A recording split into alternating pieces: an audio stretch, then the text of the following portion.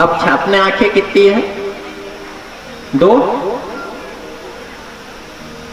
तो आप विचार करना, महादेव के 3 आंखों का वर्णन है, पर यहां शिव महापुराण कहती है प्रत्येक मानव की भी 3 आंख है।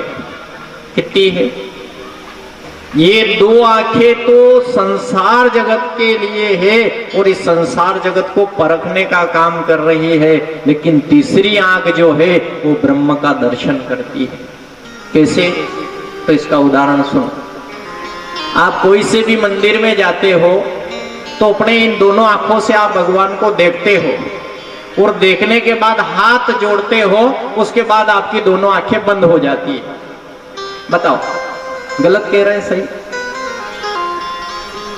भाई डिब्बी वाला बोलो तो सही, गया नहीं मंदिर? सांवरिया सेठ के वहां गए, दर्शन किए, हाथ जुड़ेंगे तो 1 मिनट के लिए आंखें दोनों बंद जरूर होगी। होगी कि नहीं होगी? अच्छा, कोई ने कहा आपसे कि यहाँ क्या बंद करीने खड़ा हो? कोई ने कहा? नहीं कहा। पर आपको स्वयं को ये अंदर का ज्ञान है, ये ऑटोमेटिक अंदर से ज्ञान हुआ, ये संसार की आंखें बंद होगी और उस ब्रह्म परमात्मा की ये आंख, तीसरी आंख खुलेगी। किसके लिए? जो आपने इस आंखों से देखा वो तीसरी आंख में बस जाएगा। भागवत महापुराण में क्या सुना फिर आपने? दुर्योधन के दोनों आंखें थी और गड्ढे में गिरा, फिर खाली गिरने मात्र से महाभारत हुई कि नहीं हुई?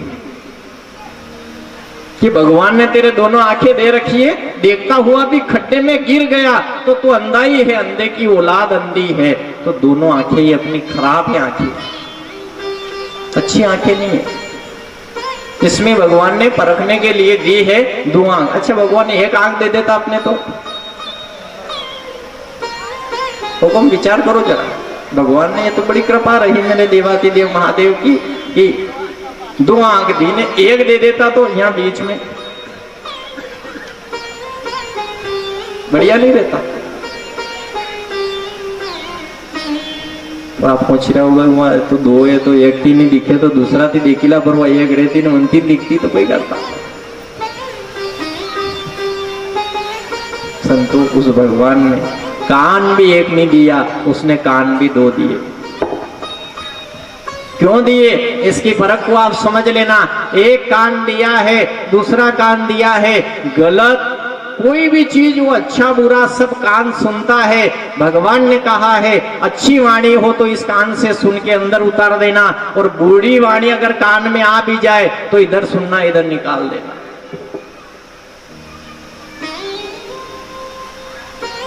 एक आंख से कभी दृश्य गलत देख सकते हैं, दूसरी आंख उसको खबरदार करती है कि तूने गलत देख लिया है, इसको वापस बदल दे।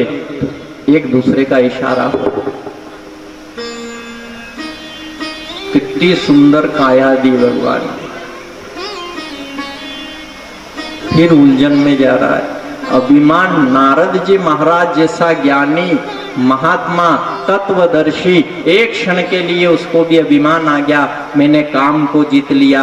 महादेव जी के पास में गए, महादेव जी अपने आसन पे विराजमान थे। महादेव ने कहा महात्मन आप कैसे आए? उन्होंने कहा हे महादेव, आप जिस काम को जीत नहीं पाए वो काम मैंने जीत लिया। तो महादेव जी ने यही बात कही कि आप तो संत हो, आपने काम को जीत लिया, बहुत अच्छी बात है, काम आपका क्या बिगाड़ सकता, पर जो बात हमसे कही है ये बात किसी और से मत कहना। अच्छा, कोई को अपने काम के प्रचार प्रसार करने की बहुत आदत रहती है, मैंने ऐसा कर लिया, मैंने ऐसा कर लिया। तो महादेव जी ने कहा मेरे से कहा ऐसी बात कोई और से मत कहना। नारद जी माने नहीं और अपनी इतनी बड़ी बात को लेकर और ब्रह्मा जी के पास चले गए। ब्रह्मा जी से कहा देखो मैंने काम को जीत लिया। ब्रह्मा जी ने भी हाथ जोड़ के कहा नारद बहुत अच्छी बात है, आपने काम को जीत लिया, ये बात और किसी से तो नहीं कही। उन्होंने कहा महादेव जी से भी कह के आ रहा हूं। अब आगे बस काम को जीता है, अब आगे कोई से मत कहना। महादेव जैसे कहा हमसे कहा वहां तक ठीक है, अब किसी अन्यत्र देवी देवता के पास मत जाना।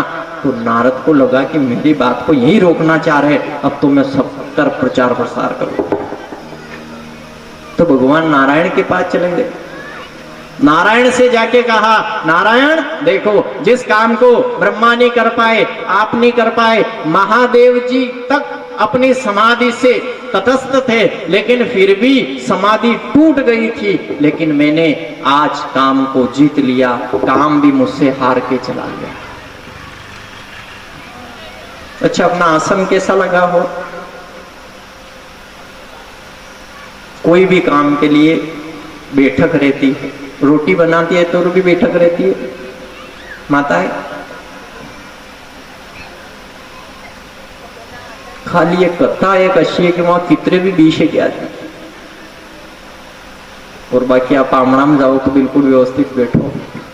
यहाँ कोई पग लंबा भी कर ले, को तो ऐसा भी है जो थोड़ा नियमित टेको बढ़िया मिल जाएगा तो कोई भी जाएगा, कई नियम नहीं।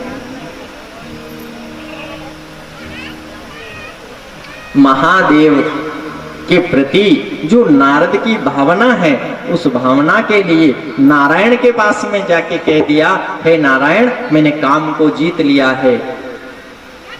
नारायण समझ गए, ये ब्रह्मा जी के पास गए, महादेव के पास गए और उनने सचेत किया था, लेकिन ये अपने काम के अभिमान को पूरे संसार जगत में कहेंगे, तो भगवान ने माया की एक नगरी बनाई। बहुत ध्यान से सुनना, कथा तो सुन रखी है आपने। इससे अपने को क्या ज्ञान मिला, बहुत ही ध्यान से सुनना। जैसे ही नारद वहां नारायण के पास से कह के गए, मैंने काम को जीत लिया है, तो नारायण ने कहा, हे नारद, आप तो योगी हो, संत हो, ज्ञानी हो, आपका काम क्या बिगाड़ सकता था? आपको तो काम को जीतना ही था, धन्य है आप। और अभिमान आ गया। जैसे ही चले तो भगवान ने एक सुंदर नगरी का निर्माण किया, जिसमें एक राजा, जिस राजा का नाम शीलनिधि। क्या नाम है? ये शिव पुराण कहती है उस राजा का नाम शीलनिधि राजा, और उसकी एक सुंदर कन्या गुणनिधि। उस सुंदर कन्या को जैसे ही नारद ने देखा, शीलनिधि ने अपनी पुत्री लाकर नारद जी के चरणों में प्रणाम करने को कहा। नारद ने उस कन्या को देखा तो नारद जैसे ही उसको आशीर्वाद देके थोड़े चले, उनके हृदय में काम व्याप्त हो गया और उनका मन ऐसा हुआ कि शीलनिधि राजा के ने ऐसी घोषणा करी है कि इस कन्या का विवाह करेंगे। यहाँ जैसे कन्या अपना स्वयं वर चुनेगी, उसको जयमाला डाली जाएगी, तो क्यों ना मैं विवाह कर लूं इस कन्या से। अब देखो वो मन बदल गया है नारद जी का। इसका अर्थ क्या हो रहा है? जीवन में अपने किसी भी काम को लेकर ये जीवन में कदापि मत सोचना कि मैंने जो कार्य किया है ये बहुत अच्छा काम किया, ऐसा काम संसार में कोई नहीं कर सकता। ये अभिमान क्या होगा? हाँ करो, लेकिन अभिमान नहीं आना। कोई 2-3 ट्रैक्टर ले आए तो अभिमान आएगा कि नहीं? आपके यहाँ तो नहीं है कोई ऐसे आदमी? 1-2 मसान जैसा मकान क्या बना लेता है, वो समझता है कि देश दुनिया में राज का महल मैंने बना लिया है। अम्मा के तपला वाला कितेंगे, ये देखो बीच में तम करे, मारी को तपलो कोई नहीं बजावे। क्या आर्गन वाला किते, मारी को आर्गन कोई नहीं बजाए। आपका भी कोई ऐसा मन हो गया, हम आसन लगा के जैसी कथा सुनते हैं ऐसी कथा कोई नहीं सुने, ये अभिमान आ सकता है। मैं जैसी पूजा करता हूँ ऐसी पूजा कोई नहीं कर सकता। चाहे जजमान हो, ब्राह्मण हो, कोई को भी अपने काम का अगर अभिमान आता है तो अभिमान भगवान एक पल में चूर चूर कर देता है।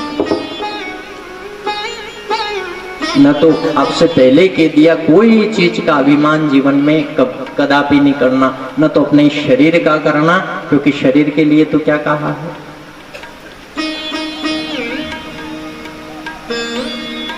ये बुलबुला है पानी का मत कर जोर,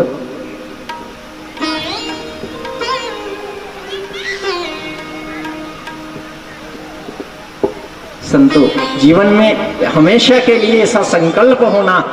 नारद जैसे निकले तो उस विशाल काय, उस सुंदर नगर को देखकर उसमें प्रवेश किया। वहां का राजा, वहां की कन्या को देखकर मन में ये विचार आ गया, मैं विवाह करूं। भगवान नारायण के पास गए, भगवान नारायण से कहा, हे भगवान नारायण, मुझे सुंदर रूप प्रदान करिए।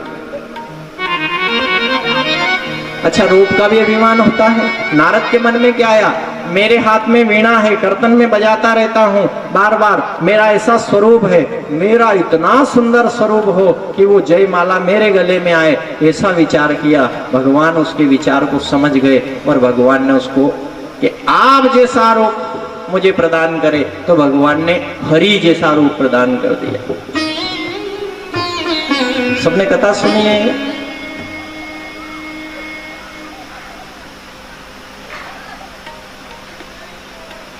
कथा सुनी है ना आपने? हरि की कथा, कैसा रूप? हरि जैसा। पर पूरा संसार जगत जानता है इस कथा को कि बंदर जैसा, हाथ पैर पूरे के पूरे मानव के थे, पर चेहरा खाली बंदर का था, पूंछ नहीं थी। पूरा शरीर मानव का, चेहरा कैसा रहा, मुख कैसा रहा, बंदर का सा मुख कर दिया। हरि किसको कहते हैं? वानर को। किसको बोलते हैं? संस्कृत शब्द है, उसको हरि शब्द वानर को कहा गया है। और बंदर सा मुख लेके नारद जी महाराज उस सभा में जाके बैठे। उसके आसपास में भगवान शिव जी के 2 गण भी बैठे। ये माया थी। क्या थी? इस पूरी कथा का सार माया पे ले आना। आप कहीं पे लाओगे? ये सर कुछ प्रपंच जो हो रहा था, ये खाली दिख रहा था, ये था नहीं। अच्छा, जो दिख रहा है वो है सत्य। क्या है? सत्य की कथा में बैठे हैं, महादेव की कथा में बैठे हैं। महादेव की ये कथा ये कह रही है, ये राजा भी है, इसकी पुत्री भी है।